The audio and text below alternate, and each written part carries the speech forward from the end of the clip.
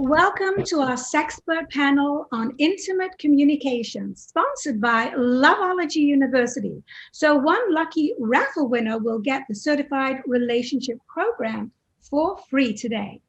I'm Dr. Ava Cadell, sexologist, ASEX certified sex counselor, and approved training provider, author, and I am your moderator today.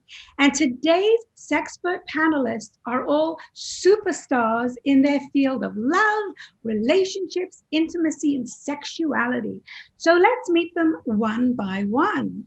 First, we have Dr. Emily Morse, who is a celebrity masterclass instructor on sex and communication. She's a best-selling author of Hot Sex and the radio host of the longest-running podcast called Sex with Emily. Congratulations on all of your amazing success, Emily. Thank you, Ava. Thank you, Dr. Cadell. Thank you for having us all here today and putting this wonderful group together. It's so good to see you. Well, I've wanted to have you for ages. And by the way, I really enjoyed your profile in the New York Times and your feature in Forbes magazine. Thank you. So what can you share with us about your masterclass on sex and communication? Oh, wow. Well, the masterclass was quite an incredible undertaking, incredible responsibility, because masterclasses had a lot of courses and a lot of things, cooking and writing. And they thought, well, we want to do a wellness course. And they started with sex, which I thought was very brave. Now they've released courses on a bunch of other things. But with sex, I really wanted to break it down into how we all learn about sex and clearing our roadblocks and what prevents us from having great sex. And then I sort of walked through a lot of the roadblocks and how people can get comfortable with their bodies, no matter what your gender are, no matter what your gender is. We talked a lot about communication and consent. So we kind of covered, it's about an hour and 45 minutes. And it's a great starter course, or it's just a great course for anyone, wherever they're at on their sexual journey. I think they can kind of just plop in. Either it's a great reminder or it's a great place to start for people. So that's awesome. And we're going to put a link on the registration page so that everybody watching can go and sign up for your masterclass on sex and communication. So that's awesome. And our next panelist is my dear friend and co-host of Penthouse's Sex Academy instructional series, Dr. Hernando Chavez. He is a sex therapist and a licensed marriage and family therapist, a professor at Pepperdine University, and a global speaker that I have had the pleasure of working with. Hey, Hernando, how are you? I'm doing well, Ava. Happy to be here and looking forward to the panel. Yay. So what's one area of communication that you would like to see become more common with sex and dating and relationships when it comes to communication? Sure. One area that I think is really important is actually something that we're all doing right now, which is utilizing our pronouns to create more inclusivity, respect, and solidarity for the trans and non-binary community. If you notice, all of us are using our pronouns and putting them forward, which helps create more of an opportunity for trans people to feel sort of a part of communities and not ostracized and separated and even segregated at times. That, not doing so, it can show disrespect to the trans and non-binary community. And, if we don't use pronouns for individuals in the trans and non-binary communities, it can oftentimes show a disrespect, a misgendering, and maybe even assume genders that can be painful and hurtful for these communities. If you think about experiences within the trans and non-binary communities, they have gone through just years and years and really a lifetime of people not respecting, not honoring, sort of being disingenuous, discourteous, discriminative, and even violent, towards their gender. And so this is one of the ways that we as people in society can open our arms up and invite people who have oftentimes felt not included and marginalized. And, I had this experience years ago with an adult industry performer that showed sort of the power of us being open and inclusive to not only utilizing our pronouns, but also asking. This adult performer's name was Jisley, and we were just finished doing some advocacy ally work for the adult industry community, and we were going out to lunch as a large group. And I was sitting next to them, and I knew that this was something important for trans folks and non-binary folks. So I turned to Jiz and I asked and said, what are your pronouns? I want to make sure that I, know your pronouns and want to show that respect to you. And then there was a pause, about 10 or 15 seconds, and I saw Jiz's eyes water up. And in that moment, it really touched me because I saw the power, I saw the emotional experience, and just the value and importance that they were experiencing in that moment. And they thanked me and they told me their pronouns. And you can see that I'm also utilizing their pronouns. And that was something that really started off both the foundation of friendship and respect, but also really opened the door for what I wanted to do, which is be an ally, be an advocate, and be somebody who tries to honor and respect and not judge and support, marginalized communities. Wow, thank you. That's really good clarification that a lot of people need to hear. Thank you so much. So our next panelist is Dr. Megan Stubbs. She is a sexologist, a biologist, a columnist for Playboy, and author of her first book, Playing Without a Partner, A Single's Guide to Sex, Dating, and Happiness. Congratulations on your new book, Megan. Now, you offer expert insight on modern dating and even how to have sex with a stranger, which I just love. So what are some ways to initiate intimate communication before engaging in play? You can utilize anything as a third party. You can say you read an article, you can say you saw a panel like this, and bring that up with your partner to start initiating that conversation of, just dipping our toes into what can we do sexually.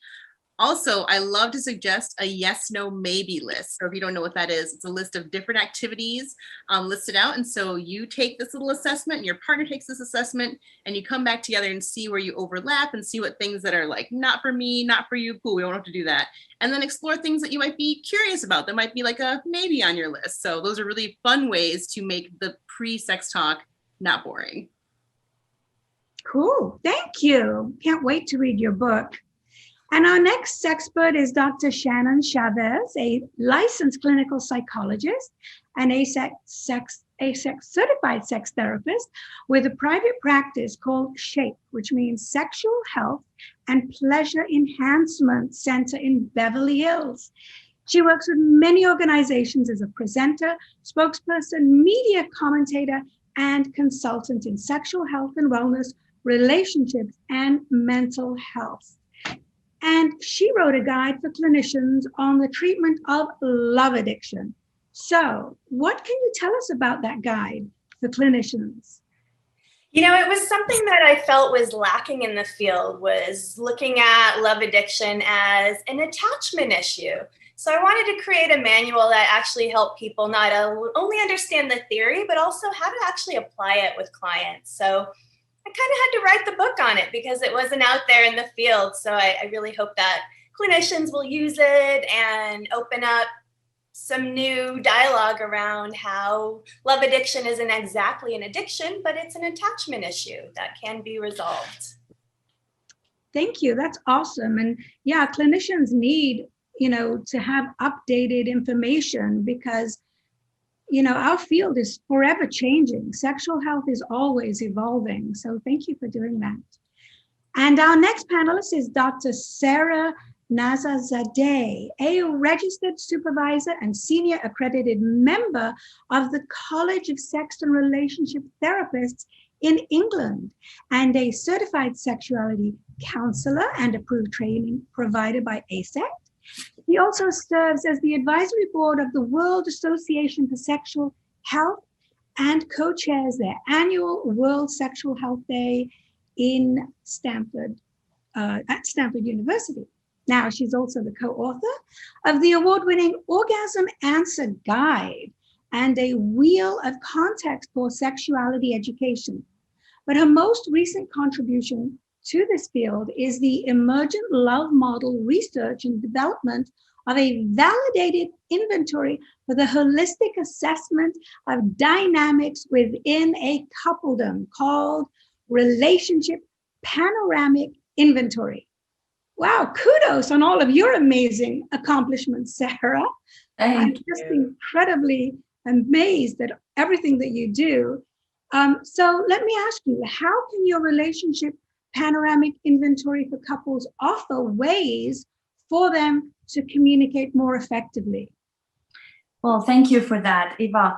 One of the things that come up for me as I'm listening to my amazing colleagues here is we all saw a gap and we were trying to kind of fill it, right? So one of the things that was missing for me in the past 20 years, working with couples across the world and sexuality, was a validated, evidence-informed scale, so that when a couple comes to me and shares something with me within like a few minutes, like receiving that report from them, I have a very good 360-degree review of their coupledom, sexuality, thinking style, conflict style, connecting style, all that good stuff, so that I'm not dumbfounded in the middle of the process. Like seven sessions down the line, they say, oh, by the way, this. I'm like, only if I knew it. So that was what was behind it. And it's, validated, and it will help with, showing people, to answer your question, with what are the thinking styles of each of the people in the room? What are the conflict management styles? What are they, what is their perception of the sexual satisfaction when they receive and when they give? So all of these, and also there are questions in that questionnaire that helps people to come out. If they are monogamous, monogamish, if they are polyamorous, if they're into kink. So many of my couples say that this was the first time that they were able to articulate this. So that's how I'm hoping to help the field and our human community. That's fantastic. And yeah, asking the right questions can certainly improve communication. So thank you. And lastly, my favorite Sexpert couple panelists, Carol and David. They are radio hosts of the Sexy Lifestyle on Voice America Radio and Sex and Swinging Lifestyle Educators. Each week, Carol and David share their own personal experiences on sex, love, and marriage to help listeners to have a stronger, more meaningful relationship through clear communication and pushing their boundaries, exploring their limits, and then fulfilling their sexual fantasies. So thank you for joining us. And my first question for both of you is, what do swingers talk about before they choose another couple to play with?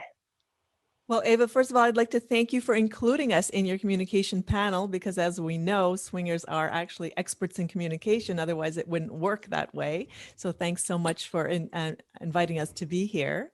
Well, we certainly do talk a lot about sex in general. And when we are planning our play dates, we talk together about what we'd like, what we would like to do and see and experience, right? And one of the hardest things for swingers is to find 4 people who can actually connect together.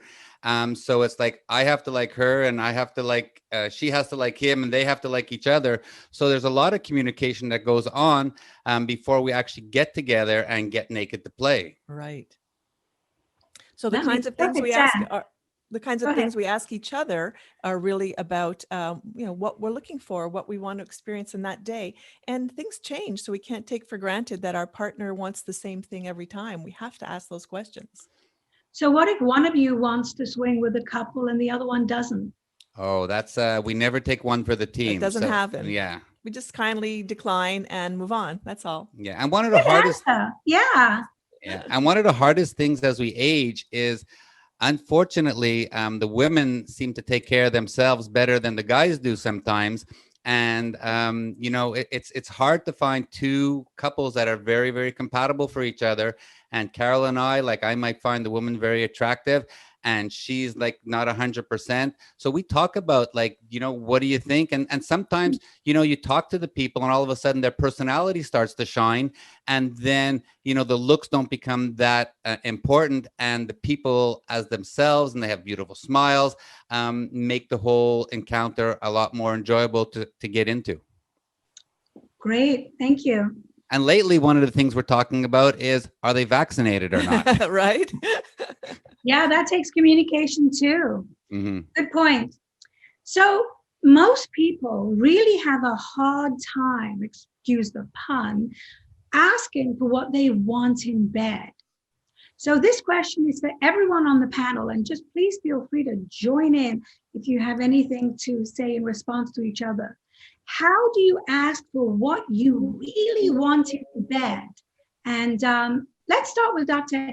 Emily Morse, because I'm sure you have had this question hundreds of times from your listeners on your radio show. Yes, I have. And also, I always have a radio show and a podcast, Sex with Emily. So I'm not doing radio anymore, but it's podcast, just so you all know.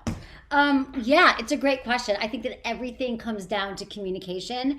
And a simple way to do it is, hopefully you've done work and you figured out what you actually want. But I have the 3 T's of communication, which is timing, turf, and tone. And the timing is just when you're not, an easy way to think about it is when you're not halt, which is hungry, angry, lonely, or tired. So make sure you're in a good space, so you've got a good clear head. And then the tone is light and it's curious, and it's not, you're not on the defensive, you're not angry, all things be cleared. And you just say, hey, you know, I realize that, you know, maybe we've never talked about our sex life. A lot of people who call into my show have never talked about it, or when they have, they were shamed. So you could just say, I'd love to have a conversation about it. I realize we haven't talked about it, and you might have to do a lot of, this is nothing that you're doing wrong. I think we can both agree we want to be great lovers to each other, and have the conversation. And the other thing is turf, and I always recommend to do it outside the bedroom. So somewhere where you're just hanging out, you're chilling, you're having a drink, you're at dinner, you're going for a walk somewhere, and so that's just throw the 3. And that actually helps for all kinds of conversations that can be awkward or challenging. Is just think about the 3 T's. And I do have a downloadable guide on my site for free that explains this. But I think that, you know, and then before you even get to that, you have to figure out, what do I actually want, and once you figure that out, and then remember, the other thing I want to remind everybody is that sex is not a one-time conversation. It's an ongoing conversation, and you talk about it. I believe I'd love to get to a place where we're talking about as much as we talk about where we're going on our next vacation, or what we're going to do for our birthday, and what are we going to do with our sex life. So yeah, that's great. And you're so right. If you don't know what you want, you certainly can't communicate it. So find out what it is that you do want to be satisfied sexually. Thank you. Dr. Hernando, what is your answer to how do you ask for what you want in bed? I want to piggyback on what Dr. Emily just said, and encourage also something in addition, which is to identify what you want and then practice, you know, sharing it, practice saying it. That I have a lot of clients who have difficulty expressing what they want. They have done the exploration, and then the next step is, how do I find the courage or the bravery to then share it with a partner, with you know, to be vulnerable, to be transparent. And it's not an easy process. I think a lot of us here, you know what it's like to do public speaking, or to do, you know, a radio or TV. And one thing that people don't realize is that many of us practice. We do a lot of preparation behind the scenes. We script it, we write it out, we role play, we practice with people. And I encourage clients to do that as well, both with myself, where we practice with role play, but I also have them, you know, write out what they would like to say. Sort of like in the business community, we have our elevator speeches. I want them to have their elevator speech in terms of sharing their pleasure, sharing their limits and boundaries, sharing their the boundaries and the sort of the play box that they enjoy, as well as also what their body experiences with pleasure in terms of like their favorite sensation, their favorite sort of experiences, sex toys, positions, and so on. But I think we have to practice first. So I just encourage people to do that work on, on your own. And then when you are with a partner or with people, you might have more of a comfort and maybe a bit of a practice under your belt to be able to express and share that. I love that. So basically rehearse, rehearse what you want to say about what you want in bed. That's really great advice. Thank you. And Dr. Megan, what is your advice on how to ask for what you want in bed? This is so tough to follow because I want to just echo all the sentiments that Dr. Fernando said. But yeah, I really want to key in on, having this conversation in a neutral location. If you try to have this conversation while you're in bed or getting ready to be intimate, you can sometimes get like a not very truthful answer because a partner feels pressured to answer one way or another. So make sure you're in a neutral location. That way everyone feels safe and free to answer authentically and not be pressured like, oh, they're asking for this, I should say yes because I don't want to disappoint them. But if you're in a neutral location, you have to worry about that. So make sure, turf is so important. And then, if you're really worried and nervous, that's what your friends are for. You role play this conversation with them. Be like, hey, I need you for a minute. You be my partner. I'm going to try something out on you. And then you can, talk with them because obviously they love you no matter what. So you don't have to, worry about dumping this new thing on your partner without having tried it first. So key in on your friends. I love that neutral location. So I guess you could do it in the car when you're driving on your way to date night. Or that's a neutral location, right? As long as it doesn't make the driver crazy. Shopping, walking in the park. Yeah, but I like that. That's awesome. Dr. Shannon, what is your advice on how to ask for what you want sexually? Well, I agree with what everyone said about practicing. And sometimes I recommend for clients to ask for things that aren't related to sex, that are just general things that you're doing on a day-to-day. I want a hug, or, I need this, so that it becomes second nature, becomes something that you're used to, like a habit. And I also recommend writing it down so you can see the language you want to use, because I think sometimes in the moment we feel so much pressure to say the right thing or to communicate it perfectly that we don't focus as much on just asserting what we want. So writing it down, we visualize it, we get used to the language we want to use, and maybe we even say it out loud to ourselves just to get comfortable with the tone we want to use and the body language that comes along with it. So I definitely agree with what everyone said, and I think writing it down makes it a visual reminder of what you want. I like that. Yes, preparation. And then I love that you said body language, because that's really important when it comes to communication. It's not just oral sex, AURAL. It's also your body language. It's very important. Great answer. Thank you. Dr. Sarah, what do you think? What do you advise your clients on how to communicate their wants and needs and sexual desires to each other? I completely agree with everything that was said. And if I may add mine as bullet point to the rest of the kind of communication, I would like to bring some context maybe to our discourse here, because some of my clients are from high context countries or cultures that you don't really talk about everything. You don't have vocabulary for everything. So you kind of sign, cue, and you're hoping that the other person picks up. And then some people are from low context countries, meaning that you verbalize everything about everything. It's like solidify it by putting a word to it. So I would pay attention to that for my couples, that, just to, where everybody is coming from, where each of them is coming from, or everybody in that kind of constellation of the relationship comes from. And then the other one is, as we are talking about sex, I would like to take that a little bit further. Those 3 T's, Emily, I love that. And also add what Dr. Megan said earlier, that about yes, no, and maybe. So maybe we want to try it, maybe not. And also do that as a part of the body language. So for example, it's not always necessary that if I do this to you, you say, don't do it, stop. Because by neural resonance, you created kind of a knee-jerk reaction in the other person. But what if you actually use your hand and move that hand into a place that you want? So, and then knowing that this time I might not like it here, but next time I might.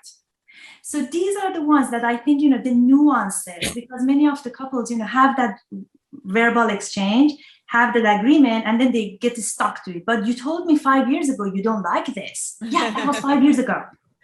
So these are the ones that, I just wanted to add kind of a bit of a context. That's great. I love the moving your partner's hand to where you want them to touch you, or their head to where they want you to touch. That's perfect. Thank you. All right, Carol and David, I know you've got something juicy to say about this. So let us know how you communicate your sexual wants and needs to each other, and maybe even to a couple that you just met. Well, one of the things that we like to practice at home is what we call all day foreplay, where we actually are flirty and flirtatious during the day. And we do talk a few things, elaborating a little bit on what some others said about giving that hug. I need a kiss. I'd like to have, a little bit more time together. And also from what Dr. Emily said about tone, keeping it light and making it fun. And if you want to talk about sex, doesn't have to be a serious topic. If you get used to speaking about it, and it's not so scary then to say the words, I would like this, or I would prefer that, just make it more commonplace to discuss these kinds of things. And one of the things that we always do is we learn, and we go out there and we learn from people who know more than we do. And so many people out there don't know what they don't know. And, we explore our fantasies, we push our boundaries. And sometimes, you see something on porn, which we know isn't educational, but it's a good fodder for, bringing up these discussions. And then you have to, if you're going to bring it up to your partner and your partner says, okay, so how do we do this? You need to know the next step. And one of the things we do, and Dr. Emily, I mean, you have the most amazing newsletters that you put out there. And there's a lot of how-tos and bring up this and how do you talk to your partner. And we do it all the time because we like keeping our sex life spicy, and we like doing different things. And so go out there and find the experts. There's so many great experts out there. Dr. Ava from your university, and Emily, and there's Dr. Jess O'Reilly, and people who have real credible information out there who can get you through the points. And then on the other side, the person, like someone was just talking about, don't say no if you're not into it. Bring up well, how about we try this instead? And, you're going to do things differently than that missionary position on the left side of your bed for 25 years.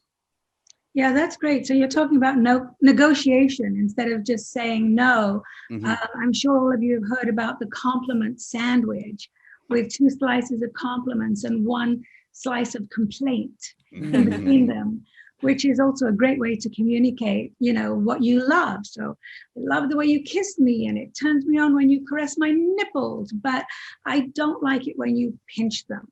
And that's just honest, open communication, but with some praise in there. People love to be praised. And of course, they're more likely to do whatever you praise them for. So fantastic answers. Thank you so much. We're actually getting some viewers who are asking questions for individuals. So this first question is for Dr. Emily. It is from Liz. She wants to know, how do I learn to initiate sex if I'm never in the mood? That's a really common question. Thank you for that question, Liz. So this is the thing. We hear this all the time. You have to remember that initiating sex is a skill set. And usually we fall into one of 2 camps. Either we're the initiator or someone's initiating with us, right? We're receiving. And so I think a great way to start is to ask your partner what it would look like how they would like you to initiate. Like what would be the ideal scenario for them? Because then you're getting a little bit more information.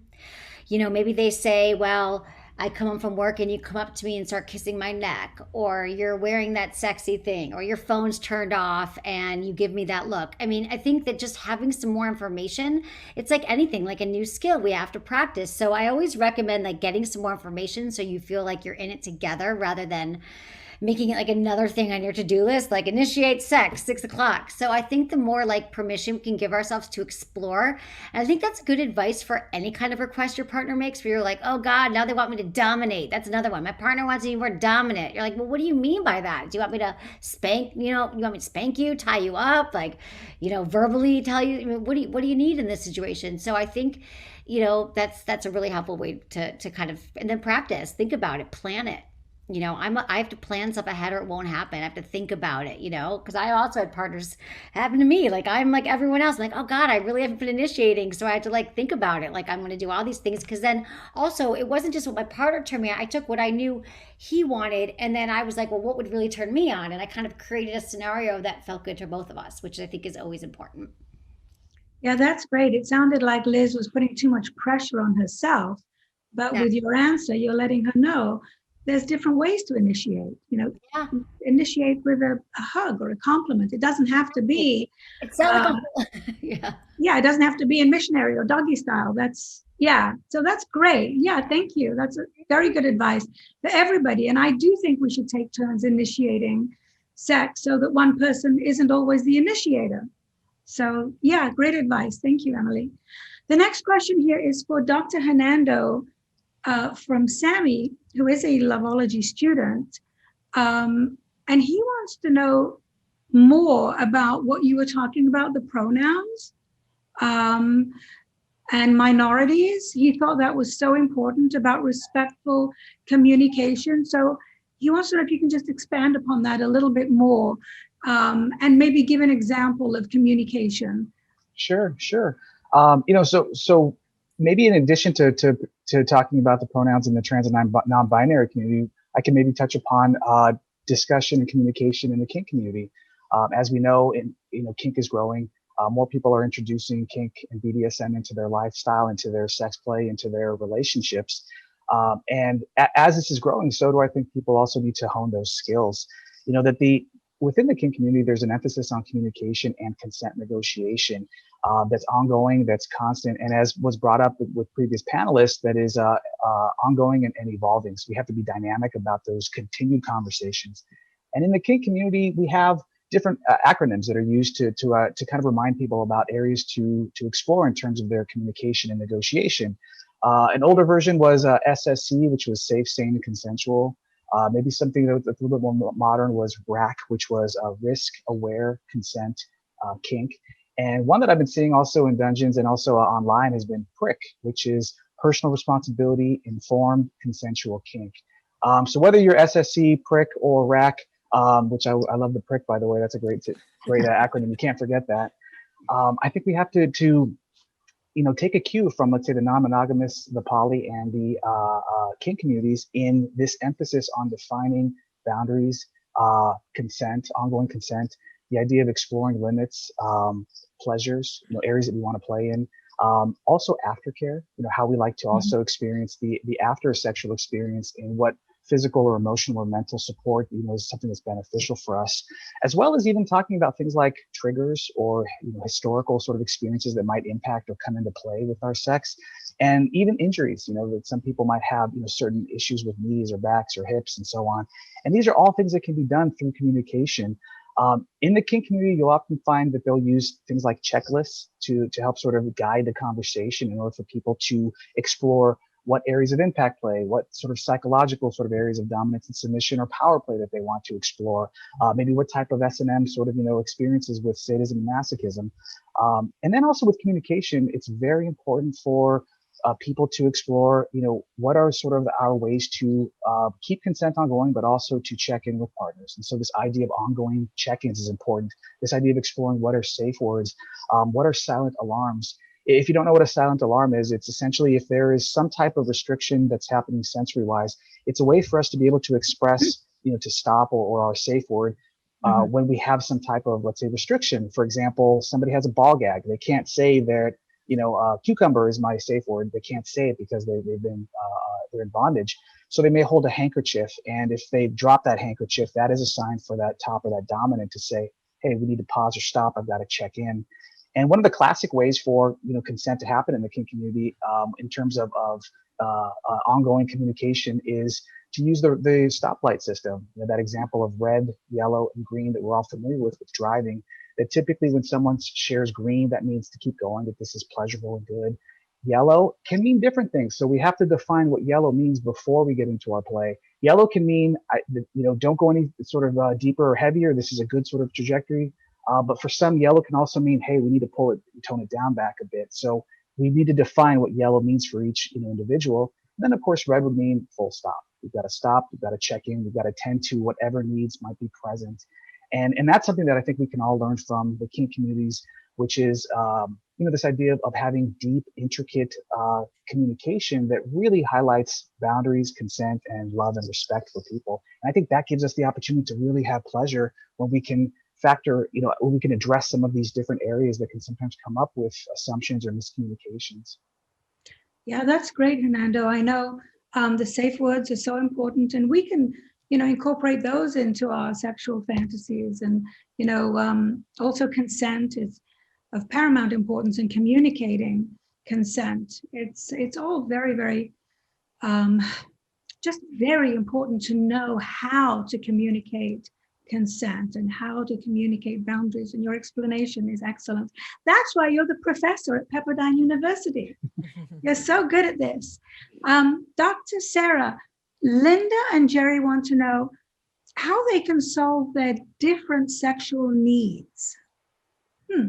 Sure. Thank you for that question. Different sexual needs.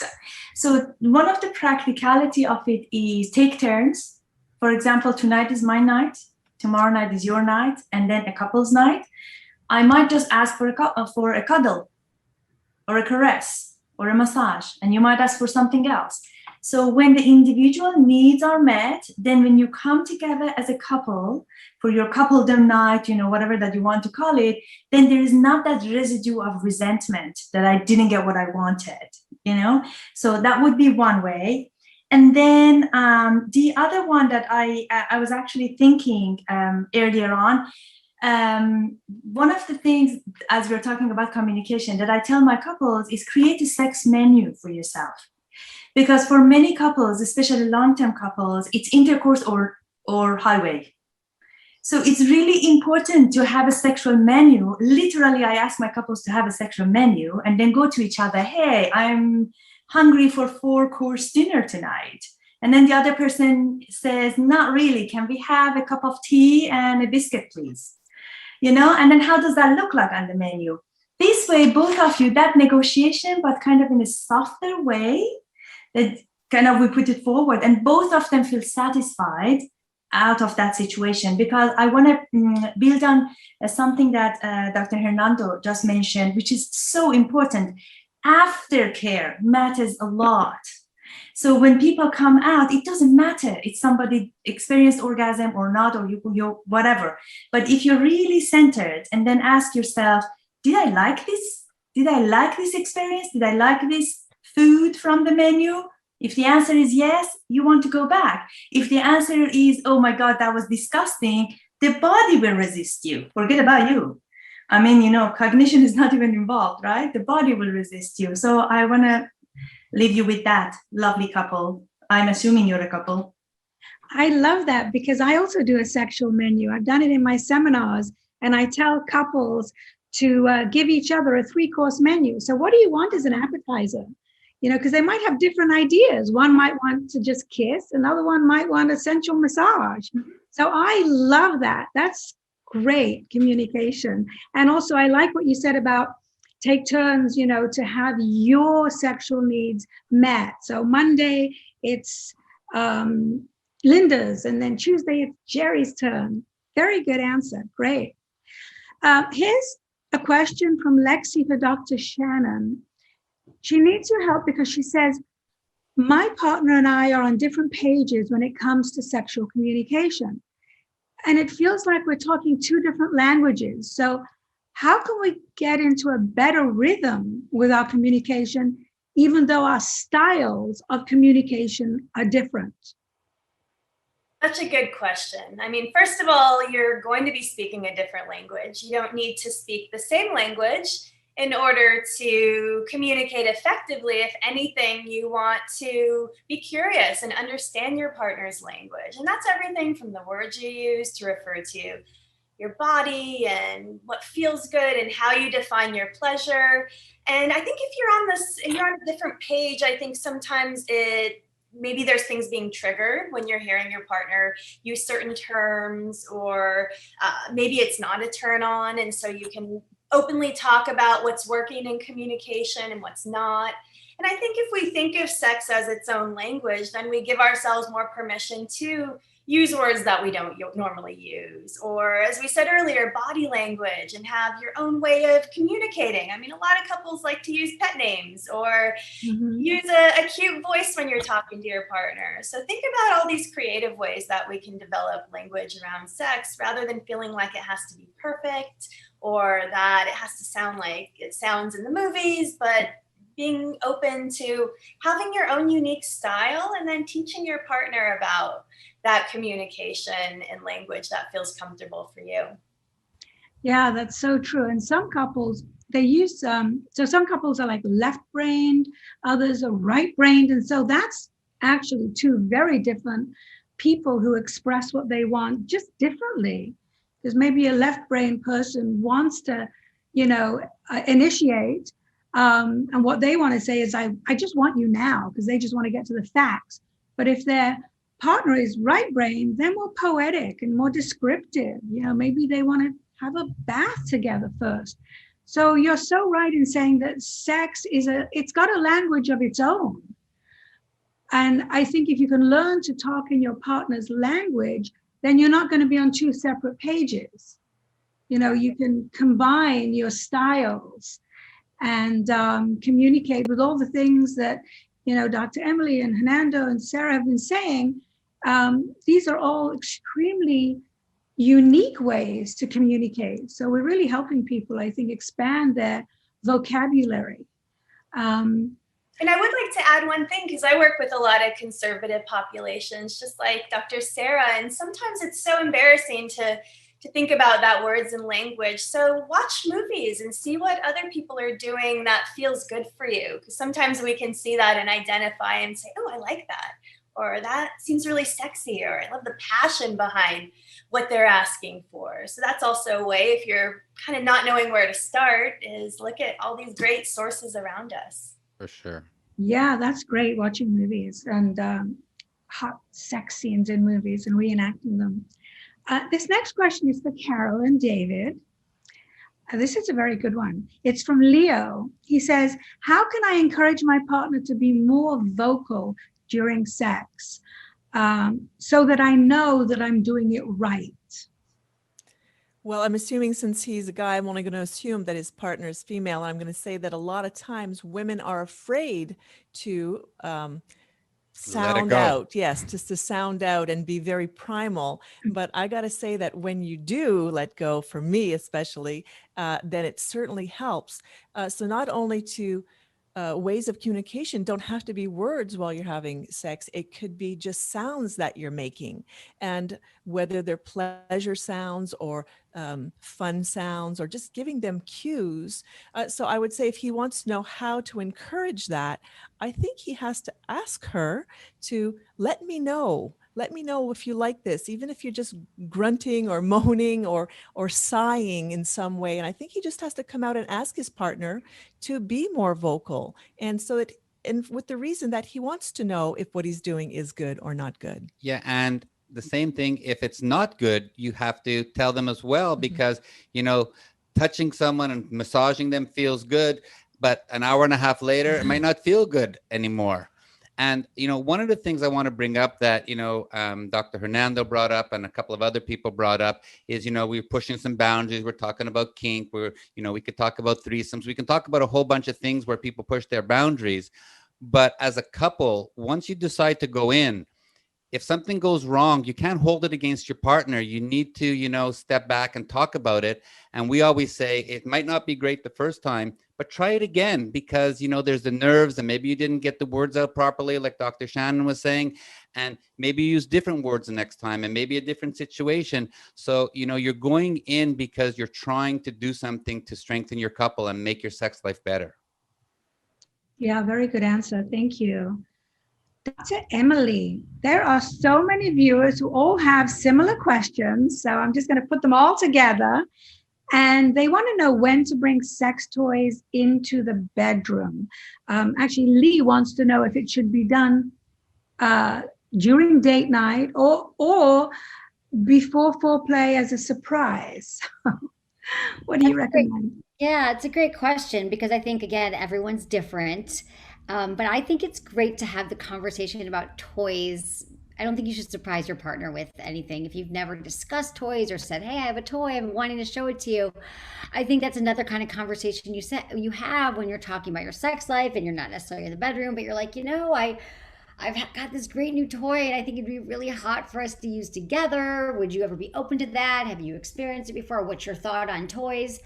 You can even go shopping together and buy a toy. You can go online or go into a store. So I just think that some people like surprises, but some people certainly do not. So I think if people have preconceived notions about toys, which many partners do, people feel threatened by them or they're going to be replaced by a toy, it's better to have that conversation beforehand. So no surprises unless you know your partner. I agree. Yeah. Yeah, I always say a toy can't cuddle you. I say the same thing. I'm like, they can't cuddle you. They're not going to take you to the farmer's market on Sunday. Like your toy, it's not going to replace you. In all my years, no one's ever said she left me for her rabbit, toy. Like, never. Right. So true. Yeah, you should say, right? We never know in the future. Right, exactly. Yeah, they've got to invent toys that talk erotically to us. Can you imagine your vibrator talking erotically? Yeah. How fun would that be? Hey, Dr. Megan, Leslie wants to know what you should watch out for when you are practicing intimate communication. Yeah, that's a really great question. I feel like there's a lot of, here's how to do it, but here's not a lot of here's how to what to watch out for. So I love the idea that Dr. Shannon recommended of looking at movies and seeing kind of language that sounds like it might be good for us. But I worry that sometimes people think they have to go too far. Like if they're looking at pornography and they start talking suddenly like a really, aggressive porn scene and it's completely not authentic to them, their partner might be like, whoa, where's this coming from? And then you're like, oh, I thought you'd like that. And it's like, you don't even use swear words. So suddenly you're saying daddy's a little fuck slut. And I'm like, I don't know where this is coming from. So trying to use language that's authentic to you and making sure that what you're saying is what you want, not what you think your partner wants to hear. Right, exactly. Dr. Sarah, do you have any advice for an anonymous couple who apparently communicate very well, they say, but they still feel like they're drifting apart sexually?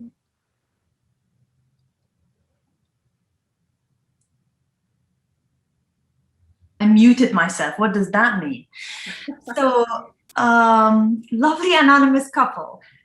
Let me tell you something. When you say you're communicating well, I wonder if the process of communication goes on, but the content is not serving you.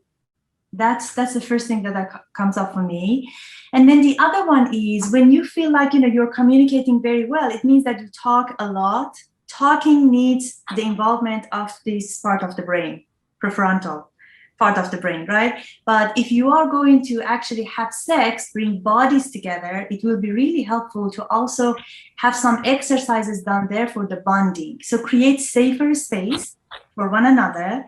And then within that, see what your bodies would like to do together. Do you move well together? So those sort of communications, does it feel good?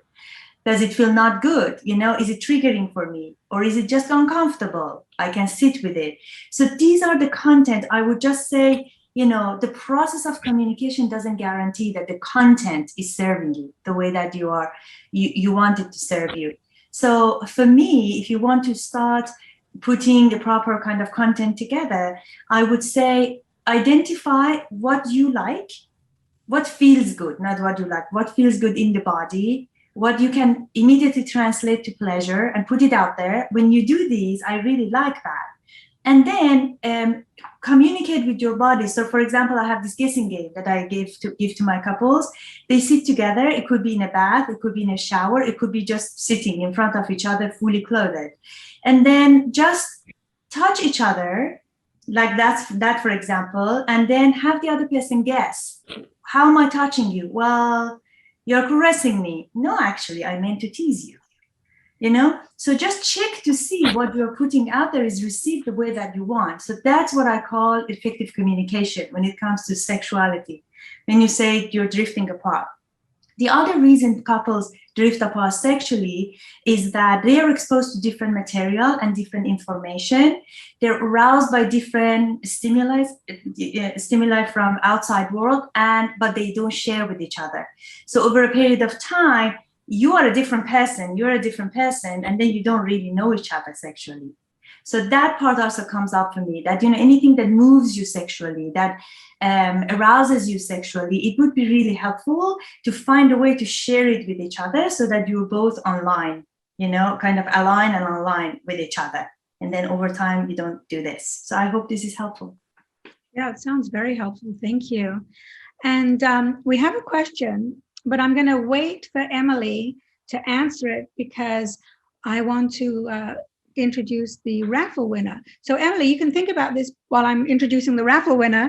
Venus is scared. She's so afraid to tell her partner about her sexual fantasies, and she needs your advice. So you can think on that just for 1 minute, because our winner of our raffle is Caritina Roberts, and I think it's a she has won the Certified Relationship Program. So congratulations, Caritina.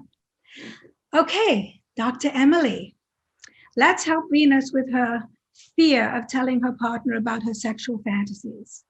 I think that a lot of people have said a lot of similar things today about such great comments about how to communicate, and then it's awkward and uncomfortable and all the things, and figuring out your own script and what you want.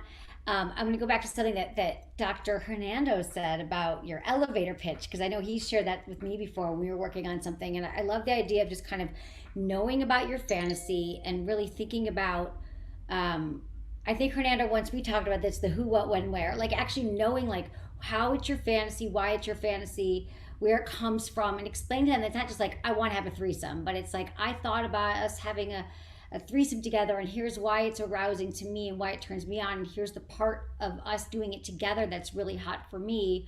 Do you have any fantasies that turn you on? But I also think you got to roll back a little bit and start with the very first. Like, I understand that she's nervous to share a fantasy, but I don't think that you go from like 0 to here's my whole fantasy. I think, again, you start with if you've never talked about your sex life, start just talking about your your sex life in general. How's it going? Are there any turn-ons? Has your partner been fantasizing about anything? Here's some things that I think are hot. Sometimes I tell couples to write down 3 items on their bucket list, or 3 things they want to try that they actually want their partner to see, and swap those lists. So I think rather than declaring a fantasy, it sounds like if she's nervous, either it's because in her mind it's something that's really out there, or maybe they've never talked about it. So again, I would roll back to sex is not a one-time conversation. It's consensual and ongoing, and you just kind of feel them out. Like, again, some people call me with things that they've never talked to their partners about sex, and they want to, do something that's just, they've never taught. I'm trying to think of what's even out there, but I don't even know what. We all hear everything every day, but I think you just got to know your partner. And I think that even just a basic conversation about fantasies, about turn-ons, or what are the most memorable times we've had sex, is such a great conversation to start with a partner, just to kind of see, are you aligned in some ways? And I'm not saying that you shouldn't be honest about your fantasies, but again, you gotta just know your partner, build up the conversation with them, and then share it. And then if you're with the right partner and you deliver it in a way that's, honest and it's real and from your heart, and you're ready to listen and be open, and you ask for feedback, and they're still not into it, or they don't want to hear their fantasies, or you feel shamed, then you have some more information about your partner that you get to decide sort of if this is someone that you even want to have this fantasy with. It's so true. And I know some people are afraid for fear of rejection, or even humiliation. So I'd like to ask the rest of the panel, do you have any other advice? I mean, do you think every fantasy should be shared, or do you think some fantasies should just stay in your mind? If I could jump in real quickly with what Emily was sharing, something that I do with my clients in terms of fantasies, depending on how much guilt or shame or how much fear they have to divulge and be that transparent, vulnerable self, which can be so hard, especially with fantasies that can be so scary for us to share with partners. I've always wanted people to process, maybe on a deeper level, some of those fears with reading material and also with media. A couple of books that I've recommended for people to help with that normalization process and also with confronting some of those fears. There's a book by Jack Moran called The Erotic Mind, which really dives into some of the psychology around our turn-ons, our fantasies, our troublesome turn-ons, and even our what holds us back, and also what is psychologically sort of oriented in with our fantasies. And then another book recently that came out is called Tell Me What You Want by Justin Lehmiller. Uh, and this is a 3,000 person study on sexual fantasies. And what I appreciate is that it shows sort of the normalization of how common our fantasies are, that we may think we're the only person out there who has this power fantasy or this threesome fantasy, when in fact, those are actually the three most popular. That his study found that the top three fantasies that people have were threesome multiple partners, novelty fantasies, and power play fantasies around, similar to BDSM. And even if you want to use some media as well, on Netflix, there is a show called Sex Explained with these 15 to 20-minute videos, and they have one on fantasies that I think could be wonderful to watch with partners, that has interviews with Dr. Justin, talks a bit about that research. And I think that can help us open the door to say, hey, look, that's kind of what I like too. Like, what do you think about that? And all of a sudden it starts to spark the conversation that can be so hard to initiate for some people. Yeah, So Ava, we've actually had Dr. Justin Lehmiller on our show talking about fantasies, and what Hernando just said was absolutely true. And, one of the things that we get to do as swingers is really explore our fantasies, because, we do bring other people into our relationships, and we do have threesomes and foursomes and moresomes and orgies and all that. And it's all great. We talk about it in advance. What do we want to do? Some of them are spontaneous, but one of the most important things that we do is we have the replay after we've explored and had this fantasy, because, it's one thing to visualize it in your head, one thing to do it, but it's another thing to talk to your partner about how they felt about the experience we just went through.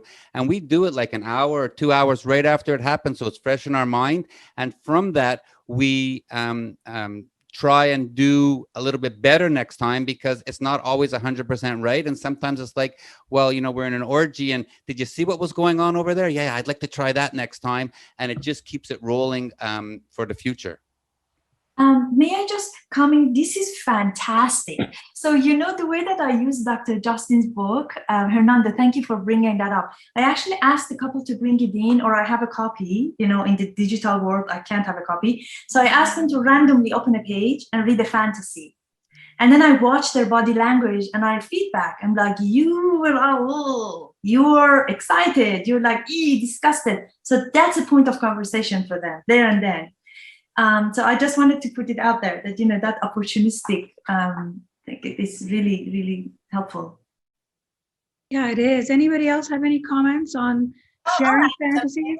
I'll add, you had the question when to share and when not to share. I would say, be intentional. If you're having a fantasy about your ex all the time, what would be the intention in telling a partner? So just think about maybe telling more about what did the fantasy do for you? How did it make you feel? Maybe you felt really confident or reminded you of things that you really desire that you're not getting. But I think sometimes I hear people say, I just want to get it all out and be honest and not hide anything. But I would just say, be intentional. What do you want your partner to know, rather than just shocking or overwhelming or creating conflict with fantasies, which often happens with couples. That's so true. Dr. Emily, here's the last question for you. Actually, it's from Venus again, who wants to know, how do you know which fantasies you should turn into reality? Well, I think it goes back to what you were saying about should we share every fantasy? I'm not sure if someone answered this, but I always say there's two kinds of fantasies. There's the ones that you actually want to happen, and there's the ones you want to keep to yourself, and they're all okay. So if her question is to which one should you share, I think if you want it to happen, it's a fantasy that's sort of in your mind and it's in your consciousness, I think, and you're with a partner that you think would be okay. Again, it's like baby steps. I don't know why you wouldn't, I guess, unless it's like harmful or you have conflict, you're not sure you want to share it. So I think it's really a matter of like knowing your partner, or if there's someone you want to share it with, and then feeling like you want it for the right reasons and you've done your work on it. If it's something that's particularly, I don't know, I guess you have to know that you have to, like, with conviction, like, this is a fantasy that I want to happen. And then I just think, again, if they're ones that you just want to keep to yourself, keep it yourself. I think we know, yeah, if it's about an ex or if it's about something that you just don't think would fly with others, I think that it's okay to keep it to yourself. So you just have to make that decision. And again, doing research, reading some of these books. There's been some excellent books and resources mentioned today. Yeah, and videos too. Videos, everything that would kind of make you feel like, oh yeah, this is okay. I mean, I think we all have our doubts around things if we don't have enough information or education around it. So. But it definitely expands your communication to discuss fantasies, and you can discuss fantasies that you want to keep as fantasies, where there are other people involved, and if you want to maintain a monogamous relationship. But then there's other, fun ones that you can do. I think a common one is having sex, outdoors or by the window so people can see you. There's a lot of exhibitionist fantasies. Yes. But thank you so much. This actually brings us to the end of our Sexpert panel discussion on intimate communication.